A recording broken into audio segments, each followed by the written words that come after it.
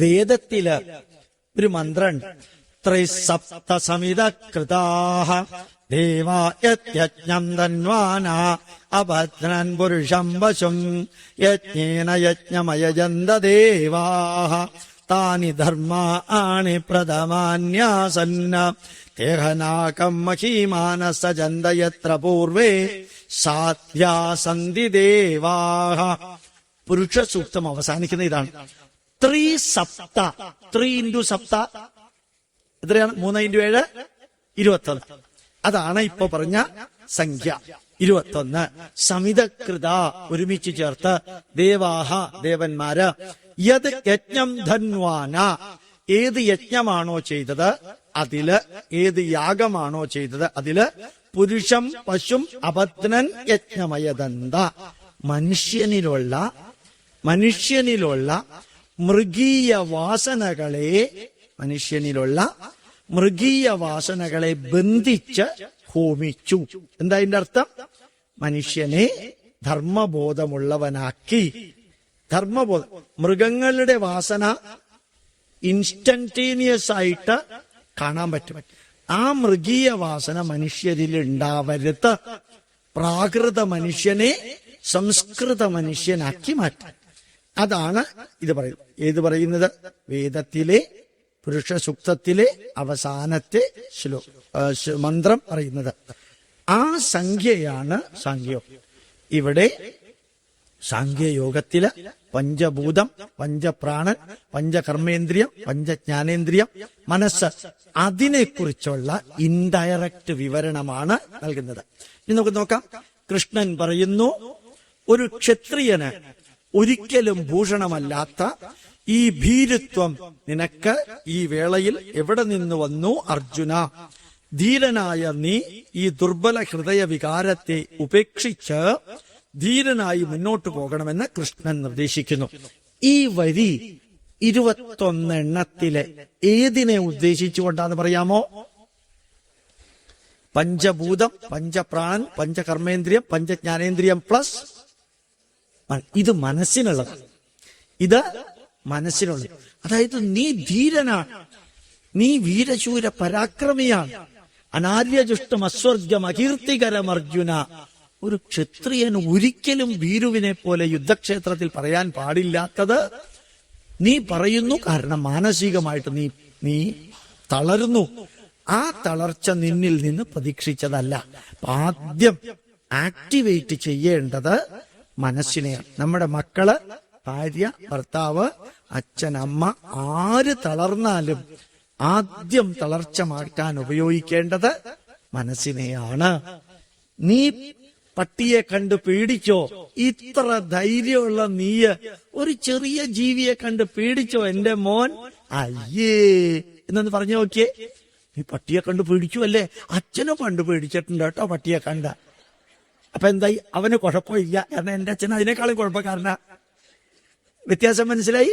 അതായത് എന്തെങ്കിലും പറയുമ്പോ ആദ്യം അവനെ അങ്ങോട്ട് എക്സൈറ്റഡ് ആക്കി പോസിറ്റീവ് ആക്കാൻ. 97 മാർക്കേ കിട്ടിയുള്ളൂ അമ്മേ. 97 കിട്ടിയില്ലേ? ഇനി 3 കൂടി കിട്ടിയാൽ 100-ൽ 100. അതെത്താൻ 97 വരെ എത്താവുന്ന ഒരാൾക്ക് 100-ലെത്താൻ ഇത്രയും വലിയ വിഷമമുണ്ടോ? അമ്മ കൂട്ടത്തിലുണ്ടാവും. അമ്മ കട്ടൻ കാപ്പി ഉണ്ടാക്കി തരാം. അമ്മ കൂട്ടത്തിലിരിക്കാം. അമ്മ എന്തെങ്കിലും സംശയം ഉണ്ടെങ്കിൽ അമ്മ പറഞ്ഞു തരാം. എന്റെ മോന് അടുത്ത പ്രാവശ്യം 100-ൽ 100 കിട്ടണമെന്നൊന്നും അമ്മ പറയണില്ല. അടുത്ത പ്രാവശ്യം 98, 99, പിന്നത്തെ പ്രാവശ്യം 99, പിന്നെ ഈ വർഷം കഴിയുമ്പോ 100. ഒന്ന് പറഞ്ഞു നോക്കിയേ. പറയില്ലെന്ന് എനിക്കറിയാം. അർജുനൻ തന്റെ വേദനാജനകമായ വികാരത്തിലൂടെ വീണ്ടും ആവർത്തിച്ചു പറയുന്നു, ബന്ധുക്കളും ആചാര്യന്മാരും പിതാമഹന്മാരുമായിട്ടുള്ള ഈ യുദ്ധം ധർമ്മശാസ്ത്രത്തിന് പോലും എതിരാണ്. ഇവിടെ രണ്ടാമത് ശ്രദ്ധിക്കാനുള്ളത്, ആദ്യം നമ്മൾ അവര് പറയാവുന്നത് മുഴുവനും പറയുന്നത് കേട്ടു. എന്നിട്ട് ഒരു ഷോക്ക് ട്രീറ്റ്മെന്റ് മാതിരി കുതസ്ത്വാ കശ്മലമിതം വിഷമേ സമുപസ്ഥിതം അനാര്യജുഷ്ടമർസ്വർഗം അകീർത്തികരം അർജുന. അടിക്കണം, ചെകിടത്തടിക്കണ മാതിരിയാണ് കൃഷ്ണൻ അർജുനോട് പറയുന്നത്. കുതസ്ത്വാ കശ്മലം ഭാരതീയ പൈതൃകത്തിൽ ഈ വാക്ക് ഉപയോഗിച്ചിട്ടില്ല. വേറെ ഒരിടത്തും ഉപയോഗിച്ചിട്ടില്ല. ഭഗവത്ഗീതയിൽ മാത്രം. പിന്നെ ഡിക്ഷണറിയില് കുതസ്ത്വാ കശ്മലമിതം വിഷമേശമുപസ്ഥിതം അനാര്യജുഷ്ടം അസ്വർഗം അകീർത്തികരം അർജുന. ശ്രേഷ്ഠന്മാർക്ക് ചേരാത്തത് ഇപ്പൊ നിനക്ക് എവിടെ നിന്ന് വന്നു കുട്ടി? യുദ്ധക്കളത്തിൽ വന്ന് നിൽക്കുമ്പോഴാ ഇങ്ങനെയൊക്കെ പറയുക. എന്നിട്ട് പെട്ടെന്ന് തലോടുകയാണ്. ക്ലൈബ്യം ആസ്മകമർപ്പാർത്ത നൈതത്വയുപപദ്യതേ ക്ഷുദ്രം ഹൃദയ ദൗർബല്യം ത്യക്തോത്തിഷ്ടവരന്തവ. ഈ കീരിയെയും പട്ടിയെയും പൂച്ചയെയും പാമ്പിനെയും സന്ധ്യാവേളയില് ഒരു കുട്ടി കണ്ട് പേടിച്ചു വീട്ടിനകത്തേക്ക് ഓടി വരുമ്പോ അമ്മൂമ്മ എന്താ ചെയ്യാറിയോ? സന്ധ്യക്ക് ഏതെങ്കിലും ഒരു ജീവിയേറ്റ കണ്ട് പേടിച്ച് കുട്ടി വീട്ടിനകത്തേക്ക് ഓടി വന്നാൽ ട്രൗസർ പൊക്കി കാലിറൊറ്റയടി അടിക്കുന്ന സമയത്ത് തന്നെ അമ്മ പറയും, അമ്മൂമ്മ മോനെ തല്ലിയോ? അമ്മൂമ്മക്ക് വെളിച്ചത്തില് ചോറ് കൊടുത്ത് ഇരുട്ടത്ത് കിടത്താട്ടോ. എന്റെ മോനെ അമ്മൂമ്മ തല്ലിയപ്പോ മോന് വേദന എടുക്കുന്ന അമ്മൂമ്മ വിചാരിക്കേണ്ടതല്ലേ? എന്തിനാ ഇത് ചെയ്തറിയോ? ആ പേടി ഉപബോധ മനസ്സിലേക്ക് കയറുന്നതിന് മുമ്പ് ഈ വേദനകൾ, അതാണ് ഷോക്കടിച്ച മാതിരിയാണ് കൃഷ്ണൻ അർജുനനോട് ആദ്യം പറയുന്നത്. പിന്നെ ഒന്ന് സമാധാനിപ്പിച്ചു. അവിടെ തീർന്നില്ല. പിന്നെ 11 ശ്ലോകത്തിലൂടെ വീണ്ടും അർജുനന്റെ ദുഃഖം ഒന്നുകൂടി ആവർത്തിക്കാം. എന്തിനാ ഇതെന്നറിയോ?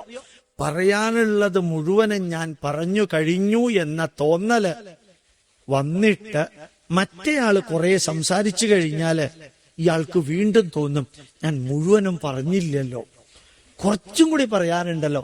അപ്പൊ വീണ്ടും അവസരം കൊടുക്കുകയാണ്. അതായത് ആദ്യം മുകളിൽ നിന്ന് അർജുനൻ പതുക്കെ അർജുനനെ താഴ്ത്തി കൊണ്ടുവരികയാണ്. എന്തിനറിയോ? ഞാൻ പറയുന്നത് നിന്നെ കൊണ്ട് ചെയ്യിച്ചിട്ടേ ഉള്ളൂ. പക്ഷെ ഒറ്റയടിക്ക് താഴത്തേക്ക് കൊണ്ടുവന്നു കഴിഞ്ഞാല് വീഴുന്ന വീഴ്ചയിൽ ചിലപ്പോ വല്ല പരിക്കുകളൊക്കെ പറ്റും. പതുക്കെ ഏതു മനുഷ്യനെയും internally revolutionary change, externally evolutionary change. ബാഹ്യമായിട്ട് എവല്യൂഷണറി ചേഞ്ചാണ്, മനസ്സിനകത്ത് റെവല്യൂഷണറി ചേഞ്ച് വേണം. Internally violent change, externally silent change. പുറത്ത് പതുക്കെ ചേഞ്ച് വരുത്താൻ പാടുള്ളൂ, അകത്ത് നല്ല ചേഞ്ച് വരുത്തണം. കൃഷ്ണൻ ചെയ്ത അത് തന്നെയാ.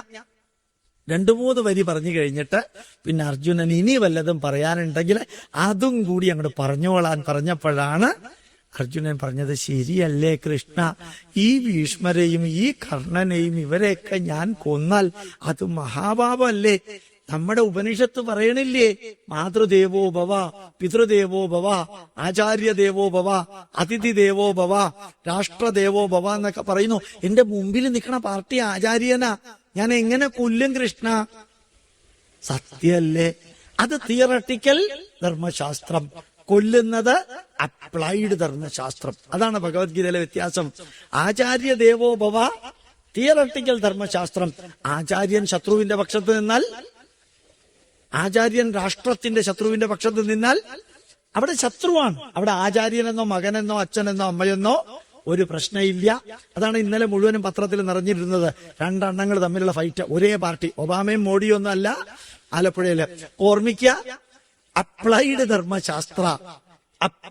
ധർമ്മശാസ്ത്രയിൽ പറയുന്നു, മുമ്പിൽ നിൽക്കുന്ന ആചാര്യനോ ഭീഷ്മ പിതാമഹൻ പിതൃദേവോ ഭവ അതൊന്നുമല്ല.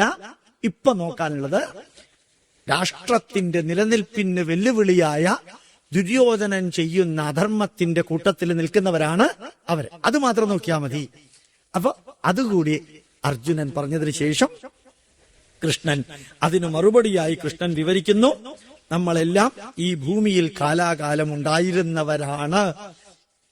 യുദ്ധത്തിനെ കുറിച്ചേ അല്ല പറയുന്നത്, യുദ്ധത്തിനെ കുറിച്ചേ പറയുന്നില്ല, അവരെ കൊല്ലുക എന്ന വാക്കിനെ കയറിയിട്ടാണ് കൃഷ്ണൻ അർജുനനോട് പറയുന്നത്, നമ്മളുടെ ആത്മാവ് ഈ ലോകത്തിൽ സ്ഥിരമാണ്, ശരീരം മാത്രമേ മാറുന്നുള്ളൂ. അപ്പോ ഈ ആത്മാവ് പല പല പല പല ശരീരങ്ങളിലായിട്ട് ആയിരക്കണക്കിന് വർഷങ്ങളായിട്ട് നിലനിൽക്കുന്നു അർജുന. അതുകൊണ്ട് നീ ആത്മാവിനെ കൊല്ലുന്നു എന്ന് തെറ്റിദ്ധരിക്കേണ്ട. ഇനിയും ഉണ്ടാകുന്നവർ തന്നെ ആയിരിക്കും നമ്മളെല്ലാം. ഞാൻ ചെയ്ത കർമ്മബലം അനുസരിച്ച് എന്റെ ആത്മാവ് ആ കർമ്മബലവും കൊണ്ട് വേറൊരു ശരീരം തിരഞ്ഞെടുക്കുന്നു. അപ്പൊ കഴിഞ്ഞ ജന്മത്തിൽ ഞാൻ ചെയ്ത സഞ്ചിത കർമ്മബലം ഈ ജന്മത്തില് ഒരു പുതിയ ശരീരത്തെ തിരഞ്ഞെടുക്കാൻ കാരണം. ഈ ജന്മം വരെ ചെയ്ത കർമ്മബലം അടുത്ത. അപ്പൊ ഈ ആത്മാവിനെ ആരും കൊല്ലുന്നില്ല. നമ്മൾ കഴിഞ്ഞ ജന്മത്തിൽ നമ്മളുണ്ടായിരുന്നു, ഈ ജന്മത്തിൽ നമ്മളുണ്ട്, അടുത്ത ജന്മവും നമ്മളുണ്ട്. കഴിഞ്ഞ നൂറ്റാണ്ട് നമ്മുടെ ആത്മാവുണ്ടായിരുന്നു, കഴിഞ്ഞ സഹസ്രാബ്ദവും നമ്മുടെ ആത്മാവുണ്ട്, ഇനിയുള്ള കാലത്തും ഉണ്ടാവും. കാലിഫോർണിയ യൂണിവേഴ്സിറ്റിയിലെ psychiatry professor Brian L Weiss എഴുതിയ പുസ്തകമുണ്ട്. നിങ്ങൾക്ക് വായിച്ചാൽ മനസ്സിലാവുന്ന ഇംഗ്ലീഷാ. ഇപ്പൊ അത് DC ബുക്സുകാർ മലയാളത്തിലേക്ക് മാറ്റിയിട്ടുണ്ട്. Many lives many masters. നല്ല പുസ്തകം. Many lives many masters. രണ്ടാമത്തെ പുസ്തകം മെസ്സേജസ് ഫ്രം ദി മാസ്റ്റേഴ്സ്. ഇപ്പൊ ചീപ്പാ, പണ്ട് costlier. Messages from the masters. മൂന്നാമത്തെ പുസ്തകം സെയിം സോൾ മെനി ബോഡീസ്. ഒരേ ആത്മാവ് അനവധി ശരീരങ്ങള്. ആ കാലിഫോർണിയ യൂണിവേഴ്സിറ്റിയിലെ സൈക്കാട്രി പ്രൊഫസർ പറഞ്ഞത് ഭഗവത്ഗീതയുമായിട്ട് താരതമ്യം ചെയ്യുമ്പോ പ്രൊഫസർ പറഞ്ഞത് 2006, ശ്രീകൃഷ്ണൻ പറഞ്ഞത് BC 3140. അപ്പൊ ഈ വരി പ്യുവർലി സയൻസാണ്, 100% സയൻസാണ് കൃഷ്ണൻ പറയുന്നത്.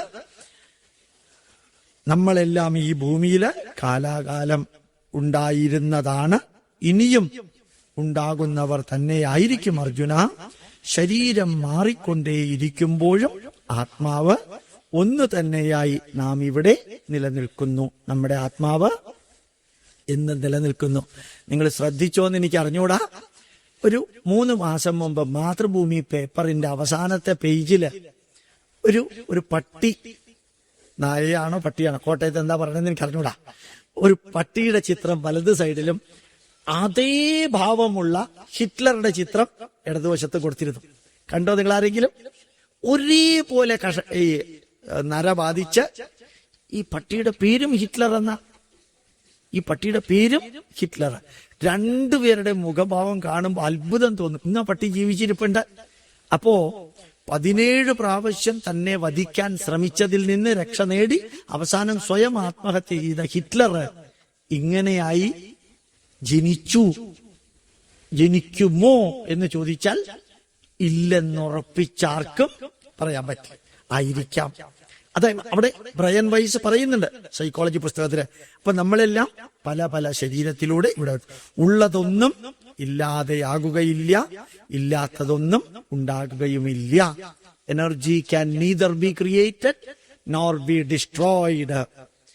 Matter can neither be created nor be destroyed. ഉള്ളതൊന്നും ഇല്ലാതെയാവുന്നില്ല, ഇല്ലാത്തതൊന്നും ഉണ്ടാവും.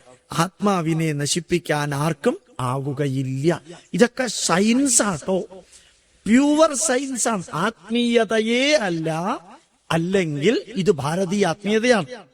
ഭാരതീയ ആത്മീയത എത്ര പ്യുവർ സയൻസ് ആണെന്ന് ഇപ്പൊ നല്ല രീതിയിൽ മനസ്സിലാവുന്നുണ്ട്. ആത്മാവിനെ നശിപ്പിക്കാൻ ആർക്കും ആകുകയില്ല, കാരണം അതിന് ജനന മരണങ്ങളില്ല. ആത്മാവ് സനാതനവും ഒരു വിധത്തിലുള്ള നാശത്തിനും വിധേയമാകാത്തതുമാണ്. നൈനം ചിന്തന്തി ശസ്ത്രാണി നൈനം ദഹതി പാവകഃ നചൈനം ക്ലേദയന്ത്യാപോ നച ശോഷയതി മാരുത അച്ഛേദ്യോയമദാഹ്യോയം അക്ലേദ്യോ അശോഷ്യേവ ച നിത്യം സർവഗതസ്ഥാണു അചലോയം സനാതന. അപ്പൊ ആത്മാവിനെ കുറിച്ചാ വിവരിക്കുന്നത്. എവിടെ വെച്ചാ വിവരിക്കുന്നത്? ഹിമാലയത്തിൽ വെച്ചല്ല, കൈലാസത്തിൽ വെച്ചല്ല, അമർനാഥിൽ വെച്ചിട്ടല്ല, സ്വാമിയാർ മഠത്തിൽ വെച്ചിട്ടല്ല, കുരുക്ഷേത്ര യുദ്ധഭൂമിയിൽ വെച്ചിട്ടാണ് ആത്മാവിനെ കുറിച്ച് വിവരിക്കുന്നത്. എന്തേ കാരണം? അർജുനന്റെ മനസ്സിനകത്തുള്ള ദുഃഖത്തിന്റെയും കൺഫ്യൂഷന്റെയും അടിത്തറ ഇളക്കണമെങ്കിൽ ആദ്യം പിക്കാസ് വെക്കേണ്ടത് എവിടേക്കാണ്? അടിത്തറ. അടിത്തറയിലാണ് കൃഷ്ണൻ വെച്ചിരിക്കുന്നത്. അതാണ് കൃഷ്ണനെ ശ്രീകൃഷ്ണൻ എന്ന് പറയരുതെന്ന് ഞാൻ പറയാറുണ്ട്. ഡോക്ടർ കൃഷ്ണൻ എന്ന് തന്നെ പറയരുത്. കാരണം ആ ഭഗവത്ഗീത ഉപയോഗിച്ച് എത്ര പേര് PhD എടുത്തിട്ടുണ്ടെന്ന് നോക്കുക. അപ്പൊ കൃഷ്ണന് PhD ഇല്ലാത്തത് കുഴപ്പമല്ലേ? അങ്ങക്ക് PhD ഉണ്ട്. ശരിക്കും പറഞ്ഞു കഴിഞ്ഞാല് ആത്മാവ് അവ്യക്തവും ചിന്താതീതവും വികാരാതീതവുമാണ്. അങ്ങനെയുള്ള ആത്മാവ് ആരെയും കൊല്ലുന്നുമില്ല, സ്വയം വധിക്കപ്പെടുന്നുമില്ല. പിന്നെ എന്തിനാണ് അർജുന ഞാൻ കൊല്ലുന്നു, അയാൾ കൊല്ലപ്പെടുന്നു, ഞാൻ വധിക്കുന്നു എന്നെല്ലാം നീ ചിന്തിച്ച് വിലപിക്കുന്നത് എന്തിനാണ്? ആ ഒരൊറ്റ പാരഗ്രാഫ് ഭഗവത്ഗീതയിൽ നിങ്ങൾ എത്ര പ്രാവശ്യം വായിച്ചാലും മനസ്സിലാവില്ല. അതുകൊണ്ട് ഇത് വീട്ടിൽ ചെന്ന് 2-3 പ്രാവശ്യം വായിക്കണം. കുറേ പ്രാവശ്യം വായിച്ചു കഴിയുമ്പോൾ നിങ്ങൾക്ക് വളരെ വ്യക്തമായിട്ട് മനസ്സിലാവും ഇത് മനസ്സിലാവില്ല എന്ന്. മനസ്സിലായില്ല? യതോ വാചോ നിവർത്തന്തേ അപ്രാപ്യ മനസാ സഹ. വാക്കുകൾ കൊണ്ട് വിവരിക്കാൻ സാധിക്കില്ല, കാരണം ആത്മാവിനെ മനസ്സുകൊണ്ട് മനനം ചെയ്യാൻ പറ്റില്ല. എങ്കിലും ഞാൻ പറയുന്നു, ഭഗവത്ഗീതയുടെ വളരെ ശ്രദ്ധിച്ചെഴുതിയ വരികളാണിത്. ഞാൻ വളരെ ശ്രദ്ധിച്ചിട്ടാണ് ഇങ്ങനെ ഒരു വരി എഴുതിയത്. ഹേ അർജുന, ഞാൻ ആത്മാവിനെ കുറിച്ച് പറഞ്ഞതൊന്നും നിനക്ക് അംഗീകരിക്കാൻ ഇപ്പൊ സാധിക്കുന്നില്ല. മറിച്ച് യുദ്ധഭൂമിയിൽ നടക്കുന്നത് ചാകലും കൊല്ലലുമാണെന്ന് നിനക്കുറപ്പായി തോന്നുന്നു എങ്കിൽ ഞാൻ പറയട്ടെ. 3 വരിയുള്ള ഒരു ഇൻഫർമേഷനാണ്. കൃഷ്ണ, നീ പറഞ്ഞതൊക്കെ ശരിയാ, ആത്മാവിന് മരണമില്ല, ആത്മാവ് അനന്താണ്, അതങ്ങനെയാണ് ഇങ്ങനെയാണെന്നൊക്കെ ശരിയാ. പക്ഷെ ഈ യുദ്ധഭൂമിയിൽ എന്താ ശരിക്കും നടക്കണത്? കൊല്ലലും ചാവലുമാണ്. അതാണ് നീ വിചാരിക്കുന്നതെങ്കിൽ. അപ്പൊ ഈ കൃഷ്ണൻ ഓപ്ഷൻ കൊടുത്തത് നോക്കാം. ആദ്യം 1 ലെവൽ ഓഫ് എക്സ്പ്ലനേഷൻ കൊടുത്തു. അതായത് ആത്മാവിനെ കുറിച്ച് പറഞ്ഞു. എന്നിട്ട് കൃഷ്ണൻ മിണ്ടാതിരുന്നില്ല. എന്നിട്ട് വീണ്ടും അർജുനന്റെ മനസ്സുള്ള സംശയം ഏറ്റുപറഞ്ഞുകൊണ്ട്, ഓർമ്മിക്കുക, കേൾക്കാനിരിക്കുന്നവരുടെ മനസ്സിലെ സംശയത്തെ കേൾപ്പിക്കാനിരിക്കുന്നവരെ ഏറ്റുപറഞ്ഞുകൊണ്ടുള്ള വിവരണമാണ് 2ാമത്തെ വാക്ക്. ഇപ്പൊ പറഞ്ഞ മനസ്സിലായോ? നമ്മൾ കുട്ടികൾക്ക് ക്ലാസ് എടുക്കുമ്പോ അവർക്ക് പറഞ്ഞു കൊടുക്കാനുള്ളതെല്ലാം പറഞ്ഞു കൊടുക്കുമ്പോ അവരുടെ മുഖം നോക്കിയാൽ മനസ്സിലാവും, മനസ്സിലായിട്ടില്ല, ഇപ്പൊ ഞാൻ പറഞ്ഞത് നിനക്ക് മനസ്സിലായിട്ടില്ല എങ്കില് ഞാൻ നിന്നോട് വേറൊരു ഉദാഹരണം പറയാം എന്ന് പറഞ്ഞിട്ട് ആ ഉദാഹരണം പറഞ്ഞ് വീണ്ടും ആദ്യത്തിലേക്ക് പോവാ. ഇത് നമ്മൾ ചെയ്യണം. ഇതാണ് പഠിപ്പിക്കുക എന്ന പ്രക്രിയ. അതുകൊണ്ട് അർജുനന്റെ മനസ്സിലേക്ക് കയറി ചെന്നിട്ടാണ് കൃഷ്ണൻ പറയുന്നത്. ഞാനിത് സ്പ്ലിറ്റ് ചെയ്ത് പറയാം. ഹേ അർജുന, ഞാൻ ആത്മാവിനെ കുറിച്ച് പറഞ്ഞത് ഒന്നും നിനക്ക് അംഗീകരിക്കാൻ ഇപ്പോൾ സാധിക്കുന്നില്ല എങ്കിൽ, അർത്ഥം മനസ്സിലായോ? ആത്മാവിന് മരണമില്ല, അത് ആരെയും കൊല്ലുന്നില്ല, അത് തന്നെ മരിക്കുന്നില്ല, അത് അനവധി ജന്മമായിട്ട് ഇങ്ങനെ തന്നെ ഉണ്ട്. ശരീരം മാറുമ്പോഴും ആത്മാവ് അതേപോലെ നിൽക്കുന്നു എന്നാണ് ഞാൻ പറഞ്ഞതൊന്നും നിനക്ക് മനസ്സിലായില്ല എങ്കില് യുദ്ധഭൂമിയിൽ നടക്കുന്നത് ചാകലും കൊല്ലലുമാണ് എന്ന് നിനക്കുറപ്പായി തോന്നുന്നു എങ്കില്, അർത്ഥം മനസ്സിലായി? ശരിക്കും ചാകലും കൊല്ലലും തന്നെയാണ് നടക്കുന്നത്. അപ്പൊ അതിനും കൂടി ആൻസർ കൊടുക്കണം. എനിക്ക് അറിയാവുന്നത് പറഞ്ഞു കൊടുത്താൽ മാത്രം പോരാ, പറഞ്ഞു കൊടുക്കേണ്ടത് കൂടി പറഞ്ഞു കൊടുക്കണം. അങ്ങനെയാണെങ്കിൽ തോന്നുന്നു എങ്കിൽ ഞാൻ പറയട്ടെ. ജാതസ്യ ഹി ധ്രുവോർ മൃത്യു ധ്രുവം ജന്മമൃതസ്യ ച തസ്മാത് അപരിഹാര്യാർത്ഥേ നത്വം ശോചിതുമർഹസി. ജനിച്ചാൽ മരണമുണ്ട്, മരിച്ചാൽ ജനനവുമുണ്ട്. ഇത് നമ്മൾ നമ്മുടെ മക്കളോടൊന്ന് പറഞ്ഞു കൊടുക്കണം. ഇപ്പൊ ഡോക്ടറുടെ അടുത്ത് പോയാൽ നിങ്ങൾക്ക് ഈ ടെസ്റ്റിൽ നെഗറ്റീവ് ആണെങ്കിൽ വലിയ കുഴപ്പമൊന്നുമില്ല, ക്യാൻസർ ഇല്ല. എന്നാലും ഭാവിയിൽ ക്യാൻസർ ഉണ്ടാവാൻ സാധ്യതയുണ്ടോ എന്ന് ഒന്ന് എറണാകുളത്ത് അമൃത ഇൻസ്റ്റിറ്റ്യൂട്ടിൽ പോയി ടെസ്റ്റ് ചെയ്യണം. അയാൾ ടെസ്റ്റ് ചെയ്തിട്ട് എഴുതി കൊടുത്തു, ഇപ്പൊ ഇല്ല, ടെസ്റ്റ് അനുസരിച്ച് ഇതാവാൻ സാധ്യതയില്ല, ഇതല്ലാന്ന് എഴുതി തരില്ല. അപ്പൊ പിന്നെ എന്ത് ചെയ്യണം? പിന്നെ ലേക്ക് ഷോറിൽ പോണം. എറണാകുളത്ത് ലേക്ക് ഷോറിൽ പോയിട്ട് അവിടുത്തെ ടെസ്റ്റ് ഒക്കെ കൊടുക്കുമ്പോ ജോർജ് ഷോൺ എന്ന് പറയുന്ന ആള് പറയും, I think it is not a cancer, it may be something else. അപ്പൊ അവിടം വരെ വരുന്നവരെ നമുക്ക് ഒന്നറിയായിരുന്നു ഒരു അസുഖം ഉണ്ടെന്ന്. ഇപ്പൊ മനസ്സിലായി അസുഖം തന്നെ ഇയാൾക്കാണോ നമ്മുടെ വീട്ടുകാർക്കാണോ എന്ന് അറിഞ്ഞൂടാ. അപ്പൊ യഥാർത്ഥത്തില് കൺഫ്യൂസ്ഡ് ആയിട്ട് നമ്മൾ ഈ ജീവിക്കുന്ന ലോകത്തില് ഉറപ്പിച്ചു പറയുമ്പോ ഓർമ്മിക്കുക, ഞാനും നിങ്ങളും ഈ ലോകത്തിൽ പെർമനന്റ് അല്ല. അതൊന്ന് കേരളീയർ മനസ്സിലാക്കണില്ല എന്നാ എനിക്ക് തോന്നുന്നത്. We are not permanent here. നമ്മൾ ഏത് ജനകോടികളുടെ വിശ്വസ്ത സ്ഥാപനത്തിൽ നിന്ന് മാല മേടിച്ചിട്ടാലും ചത്തു, എല്ലാവരും ചത്തുപോകാനുള്ളവരാ. ഇതൊന്ന് ആരെങ്കിലും ഓർമ്മിപ്പിക്കണ്ടേ? പണ്ട് നമ്മുടെ ആൾക്കാർ എന്താ ചെയ്തിരുന്നറിയോ? കാക്ക എവിടെയെങ്കിലും വെള്ളത്തിൽ കുളിക്കുന്ന കണ്ടാൽ അമ്മൂമ്മ എന്ത് പറയും? കാക്ക കുടിച്ചാൽ കാലം കോഴി കൂവിയാലോ, പട്ടി ഓരിയിട്ടാലോ, മൂങ്ങ ശബ്ദിച്ചാലോ, അതൊക്കെ അതിനിഷ്ടം മാതിരി ചെയ്യാം. കാക്കയ്ക്ക് ചൂടേറിയിട്ടാ കുളിച്ചത്, അല്ലാണ്ട് കാക്കയ്ക്ക് വേറെ കുഴപ്പമൊന്നും ഉണ്ടായിട്ടല്ല. പട്ടി ഓരിയിട്ടത് ഏതോ ആംബുലൻസിന്റെ ശബ്ദം കേട്ടിട്ടാ, അല്ലെങ്കിൽ കാലം കോഴി കൂവുന്നത് അതിനെവിടെയോ എന്തോ സാധനം തിന്നാൻ കിട്ടി. പക്ഷെ നമ്മൾ അതിനെ മരണവുമായിട്ടൊന്ന് കണക്ട് ചെയ്തു. അത് അന്ധവിശ്വാസമല്ല. ജീവിതത്തിൽ ഇടയ്ക്കെങ്കിലും മരണത്തെ ഓർമ്മിപ്പിച്ചിരുന്നൊരു കാലം ഉണ്ടായിരുന്നു, ഇപ്പതില്ല. അതാണ് നമ്മള് ലക്ഷങ്ങൾ മുടക്കിയിട്ട് വേണ്ടതിനും വേണ്ടാത്തതിനും ചികിത്സ ചെയ്യുന്നത്.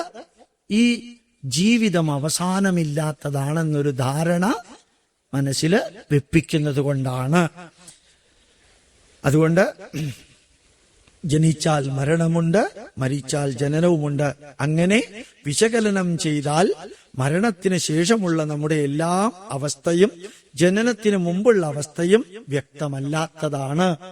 നമ്മൾ ജനിക്കുന്നതിന് മുമ്പ് എവിടെയായിരുന്നു അറിഞ്ഞൂടാ, മരിച്ചതിന് ശേഷം എവിടെയായിരിക്കും അവ്യക്താദീനി ഭൂതാനി വ്യക്തമദ്യാനി ഭാര. വെറുതെ നിങ്ങളിരുന്നു ഒന്ന് ചിന്തിച്ചു നോക്കാം. വീട്ടിലിരുന്ന് രാത്രി 10 മണിക്ക് ടെറസിന്റെ മുകളില് ഒരു 70 വർഷം മുമ്പ് നമ്മൾ എവിടെയായിരുന്നു? ഇപ്പൊ നിങ്ങൾക്ക് 54 വയസ്സായിട്ടെന്ന് വിചാരിക്കാം.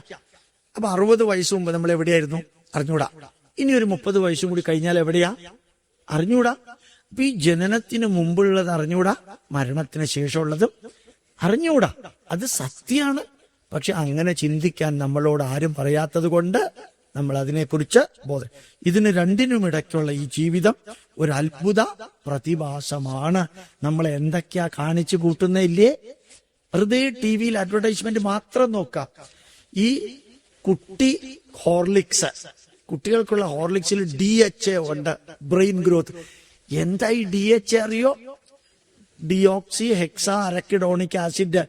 ഒരു മണ്ണാങ്കട്ടയും വേണ്ട അതിന്. അത് നമ്മൾ കഴിക്കുന്ന ഭക്ഷണത്തിൽ ഇഷ്ടം മാതിരി ഉണ്ട്. ഇല്ലാത്തത് അമേരിക്കക്കാരുടെ ഭക്ഷണത്തിലാ. ഇവിടെ വെജിറ്റേറിയനാണ്.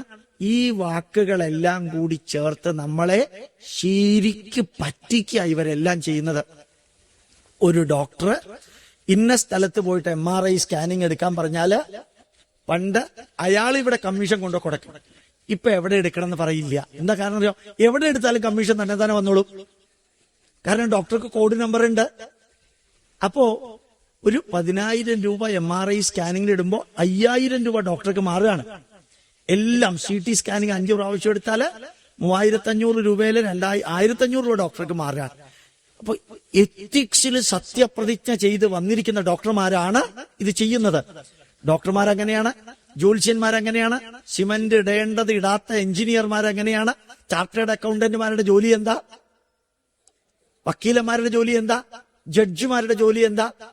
എല്ലാവരും കാണിച്ചു കൂട്ടുന്നത് ദൂരെ മാറി നിന്ന് നോക്കുമ്പോ സത്യം, ധർമ്മം, നീതി, ന്യായം, ഇതിനെ 4നെയാണ് ആദ്യം നമ്മൾ തൂക്കിലേറ്റിയത്. സത്യം, ധർമ്മം, നീതി, ന്യായം. എന്നിട്ട് നമ്മളെല്ലാവരും സത്യത്തെക്കുറിച്ചും ധർമ്മത്തെക്കുറിച്ചും സംസാരിച്ചുകൊണ്ടിരിക്കും. അർത്ഥം മനസ്സിലായി? സ്വച്ഛ ഭാരതം എന്ന് പറയുന്ന ആള് തന്നെ റോഡിന്റെ സൈഡിൽ മൂത്രവയ്ക്കണമാതിരി. അത്ഭുത പ്രതിഭാസമായി ജീവിതം തന്നെ ഒരു നാടകമാണെന്നറിയുക. അത്ഭുത പ്രതിഭാസമായ ജീവിതം തന്നെ ഒരു നാടകമാണെന്ന് അറിയുക. ധർമ്മബോധത്തോടുകൂടി ആ നാടകം അഭിനയിക്കുക. Life is nothing but a drama. Act the drama with dharma. Life is nothing but a drama. Act the drama with dharma. അതാണ് ഈ ഹാളിൽ ഇരിക്കുന്ന നമ്മൾ ചെയ്യേണ്ടത്. നമുക്ക് കുറച്ചുകൂടി ഈ പാരഗ്രാഫ് കൂടി തീർത്തിട്ട് ചായക്ക് പോവാം. നമ്മുടെ ശരീരം വളരെ സിമ്പിൾ വരികളാണ് ഇനി പറയുന്നത്. ഏറ്റവും കോംപ്ലിക്കേറ്റഡ് ആയിട്ടുള്ളത് ആദ്യം പറഞ്ഞു കഴിഞ്ഞു. കൃഷ്ണൻ അർജുനന് ഏറ്റവും കോംപ്ലിക്കേറ്റഡ് ആയിട്ടുള്ളത് ആദ്യം പറഞ്ഞു കൊടുത്തു. പിന്നെ സിമ്പിൾ ആയിട്ടുള്ളത് അതാ എളുപ്പ വഴി. എന്താ കാരണം അറിയോ? കുറച്ച് കട്ടിയാണ് മനസ്സിലാക്കാൻ എന്ന് തോന്നുന്ന സമയത്താണ് എളുപ്പമുള്ളത് തുടർച്ചയായിട്ട് പറഞ്ഞു കൊടുക്കുന്നത്. നമ്മുടെ ശരീരം തീർച്ചയായും നശിക്കുന്നു അർജുന. അർത്ഥം മനസ്സിലായല്ലോ? ശരീരം എന്ന വാക്കിന്റെ അർത്ഥം എന്താണ്? ശീര്യതേ ഇതി ശരീര. നശിക്കുന്നത് എന്നാണ് ശരീരം എന്ന വാക്കിന്റെ പോലും അർത്ഥം.